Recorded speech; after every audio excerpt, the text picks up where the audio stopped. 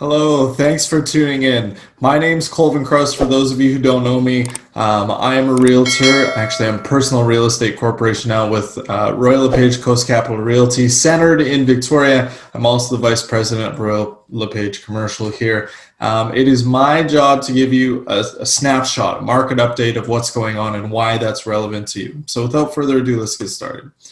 As I mentioned, we're going to be talking about beautiful British Columbia, and in particular, I'm going to be talking about Vancouver and Victoria. So this is the picture of really what's going on here. So the hammer is the demand, and the poor piggy is the supply. And conveniently, it's also a piggy bank, so you can use every penny you have to outbid the competitors right now.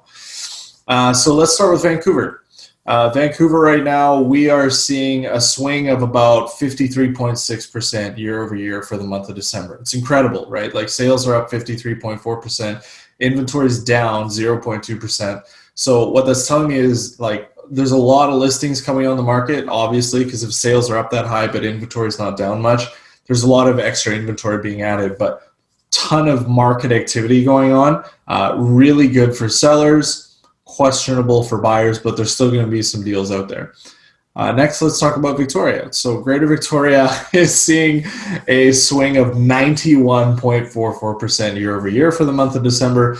And to give you an idea of how extreme it is, consider this graph. And as you can see, the inventory is just falling off a cliff. We can't list good properties fast enough. Normally, we carry on average about 2,500 listings in any given month. That's our average, and as of today we're at just over 1,200. So the question you should be asking yourself, of course, is what does this mean to me, or what does that mean to you? And so everyone is in a slightly different situation, but in general we can lump everybody into two groups, right? First group, seller. So right now this is probably what most people are thinking, like, all right, the seller, let's get started with that because it's going to be the easiest, right?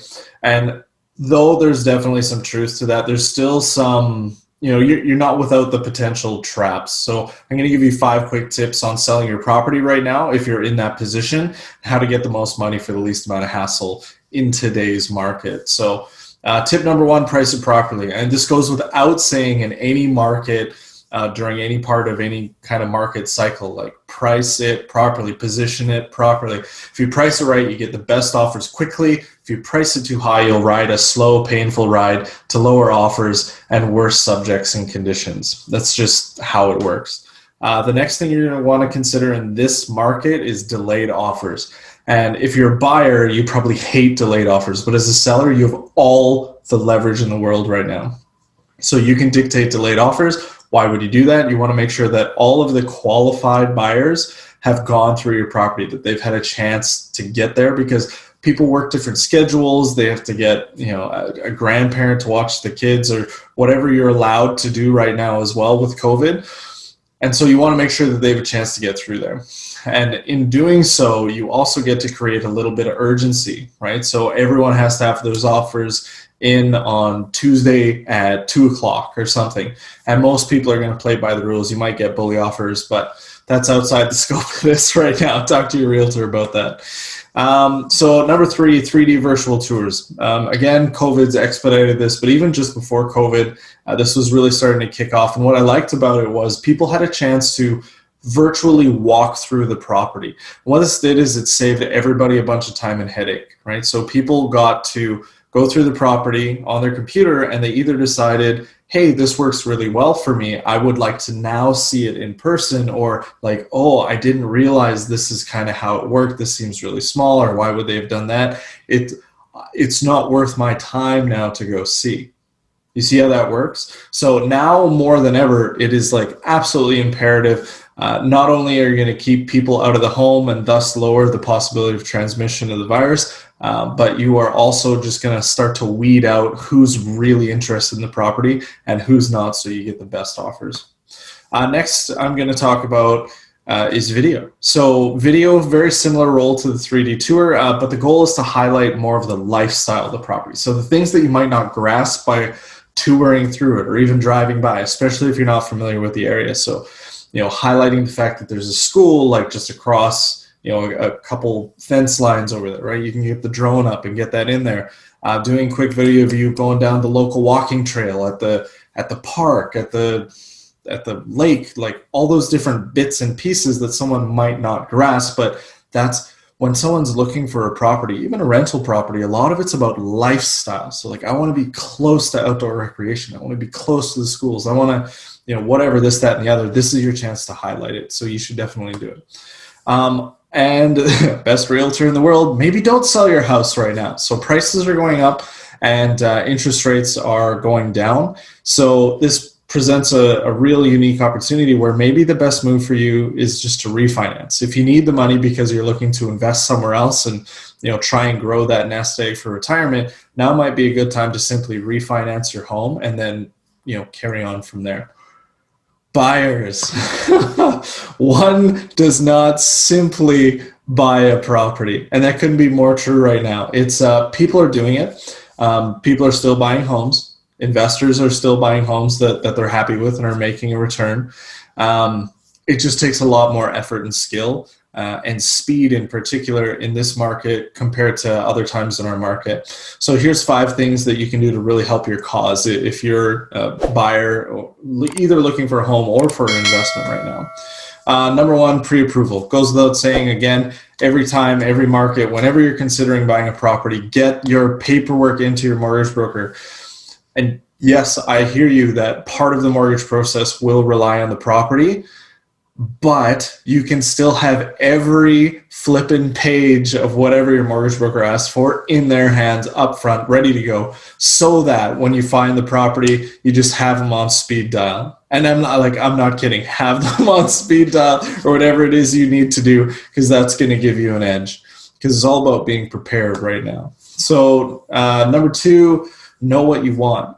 And this seems kind of crazy because there's this notion of like, well, I don't really know what I want. And like, that's fine to a point, but like, you really need to spend a concerted effort figuring out what it is you want if you're actually hoping to purchase a property right now in either Vancouver or Victoria. And there's also this like, I want a deal. So meaning that they don't want to pay full ask price, and they definitely don't want to pay over asking price because like, it's not a deal. I just, you read the books about, never split the difference or whatever, these negotiating books. And it's like, look, if you know what you want, so if you're a home buyer, like it functions right, it has the right aesthetic, it's geographically in the right area, ticks those boxes and it's within your budget, like buy it or put an offer in on it. Like it meets your needs, it meets your wants. That should give you the confidence to at least put in an offer. No fuddy-duddying around. If you're an investor, like know your numbers, right? So like, what do I need for rent and at what purchase price? And what am I budgeting for renovations? What's your strategy? Is it a reno? Is it turnkey? Am I building? Like, am I looking for a BRRRR strategy? What am I doing? Know those things up front so that when you're getting properties put in front of you, you can sift between them really, really fast. Again, you're not wasting anybody's time, and especially your own, because you can get through them a little bit quicker. So the next one we're going to hop to here is pre-inspection. So this one, it's not super popular, but I think it's really, really important. It gives you an edge, right? So traditionally, when you go to purchase a property, once you have the offer accepted, then you do an inspection. Well, in such a competitive market, you want to do anything that you can to get the edge. So like we talked about sellers right now, that they should be doing delayed offers. Well, a lot of them are. So one way to set yourself apart is you get an inspection before offers are reviewed, right? Because now either you know that it's a piece of garbage and you want nothing to do with it, in which case you lose the inspection fee, or you can now cross that off your contract and you're no longer doing subject to inspection because you're satisfied with the one you already got. So now your offer is more compelling than anyone that has an inspection, because the seller is thinking, well, hey, yes, they offered me this, but they haven't done the inspection yet. They're going to nickel and dime me. I just want most amount of money, least amount of headache. So puts you at a competitive advantage. Next, please use caution. There's a lot of buyers right now with buyer's fatigue, and they're just writing unconditional offers. The market, the way that it is, if you're a seller and you have a complete lemon of a property, now is the time that you sell it, because there's such limited inventory, there's such high demand that people are going to make mistakes because they just want to buy a property. So as a buyer right now, please use caution. BC is a caveat emptor province, which means buyer beware. So do that, and you will save yourself a lot of trouble. Okay, next, speed. Speed is the name of the game right now. The ability to show or video conference, knowing what you want, calling your mortgage broker immediately and saying, hey, how many days do I need? I'm in a multiple offer situation. I need to have a competitive offer. Okay, well, ideally 2 weeks, but we can probably get it done in a week. Like, that's the information that you need. You're going to be looking to book a pre-inspection probably. Like, you just need to have your ducks in a row before you get into actually buying the property, because it needs to be fast and it needs to be really compelling, which means you have to have done the work before. So with all that said, as an investor right now, what are some of the opportunities out there? Are there even opportunities in such an overheated market? Overheated. So the short answer is yes. So here's a property right now. It's a turnkey half duplex, brand new build, 2510 warranty, 4 bedrooms up, 2 bedroom suite down. It's got a nice backyard. I've been in this home. I've been in the backyard. I've seen the views. It's got great ocean and mountain views, a little bit from the backyard on the side of the home there, and then of course from the upper suite. The lower suite doesn't have any views. But your cash flow should be around $1,000, $1,100 a month after your expenses and mortgage. Not bad. Next one here. So this one's up in Nanaimo. The price point is just a lot more attainable for a lot of first-time investors. So $525,000. It's currently tenanted, so you don't even have to go find tenants. They're happy being here. They split the utilities between them. That's off your plate. And it's also in the OCP official community plan for higher density at some point in the future. So you're going to be able to offload this to a developer, or maybe pick up an adjacent property and redevelop it yourself. Your cash flow after all your expenses and mortgage should be roughly $495 a month.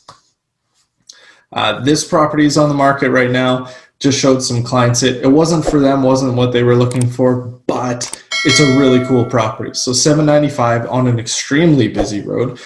Probably development fodder because there's multifamily on the same street, just maybe halfway down or whatever. It's rented by the room. And side note, most of the demand right now is from home owners, people who want to live in the property. And so this property is rented by the room, and it's not aesthetically that awesome. And so they're having a hard time with the busy road and all the tenants and everything, finding the person that wants to take this on and move into it and deal with all the tenants. But as an investor, hey, it's grossing $4,500 a month right now. The tenants are pleased as pickles with it. And you should be cash flowing just over $1,200 a month. Also, the seller is offering a $20,000 renovation gift. I don't really know the right wording for it, but they're willing to pony up 20 grand to help you do some renos and paint and stuff, which is fantastic. Another opportunity that's out here right now, again, we've talked about supply and demand. It's mostly home buyers. What if you're able to just build them what they want? So that's something that I am actively looking at myself, and I do have some clients looking at as well. And so this home is not for sale. It already sold, and it sold for $1,010,000, and the lot's just up from it because, as you can see, it's kind of built into a hill, a small cliff.